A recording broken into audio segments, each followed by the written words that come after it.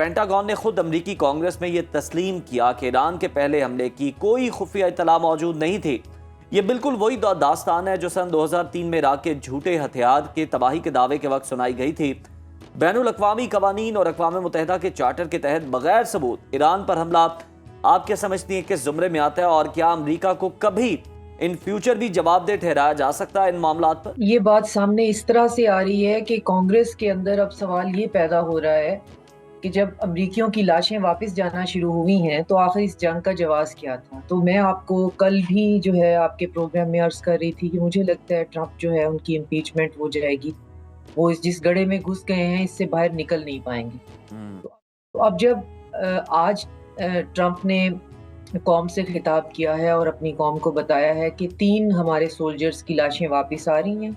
اور کچھ جو ہیں وہ زخمی ہیں اور قوم کو مزید لاشوں کے لیے تیار رہنا چاہیے، اور جو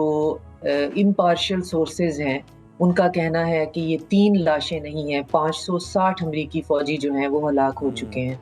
اور اب جب 560 باڈی بیگ جنگ کے 1 دن کے بعد واپس جائیں گے، اور جنگ بھی وہ جو ٹرمپ نے کانگریس سے ریٹیفائی نہیں کرائی ہوئی، اس کی کوئی اپروول ہی نہیں ہے، اس کی کوئی کانسٹیٹیوشنل ویلیو ہی نہیں ہے، وہ ایک پریزیڈنشل ڈکری پہ بنی ہوئی ہے، اور اس کے پیچھے ایک تمام محرکات میں سے صرف ایک چیز پہ وہ ٹکی ہوئی تھی کہ آپ نے جو سپریم لیڈر ہیں ان کی اسیسینیشن کرنی ہے تو رجیم جو ہے وہ کلیپس ہو جائے گی۔ تو اس کے بعد جب وہ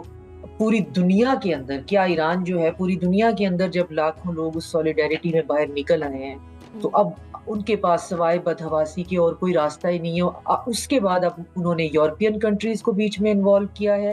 اور میری انفارمیشن کے مطابق وایا اٹلی انہوں نے ایران سے کہا ہے کہ خدا کے لیے اب رک جاتے ہیں، کیونکہ ہمارے پاس تو 7 سے 8 دن سے زیادہ کا جو ہے وہ ہمیں پرابلم ہو جائے گا، ہماری تو پوری کیلکولیشن ہی 10 دن پہ تھی۔ تو ایران نے کہا ہے کہ نہیں، ابھی ہم نہیں رکیں گے، اب جہاں تک اب ہم پہنچ چکے ہیں اب یہاں سے ہم نے رکنا نہیں ہے۔ اور آپ اس اسرائیل کی جتنا وہ چھپانے کی کوشش کریں، تباہی اور بربادی جتنی، یہ نہیں کہ ایران میں نہیں ہو رہی، لیکن جتنی تباہی اور بربادی جو ہے وہ اسرائیل میں ہو رہی ہے، ان کا پانی کا جو ڈسٹیلیشن پلانٹ سے لے کر ان کا نیوکلیئر پلانٹ جو ہے، اور ان کا ایون ان کا جو ایک کمانڈ آفس تھا جس کے اندر سنا ہے 10 سے زیادہ ان کے جنرلز تھے جو کہ ہلاک ہو گئے ہیں، پلس اسٹریٹ آف ہرموز بند ہے، حوثیوں نے باب المندیب بند کر دی ہے،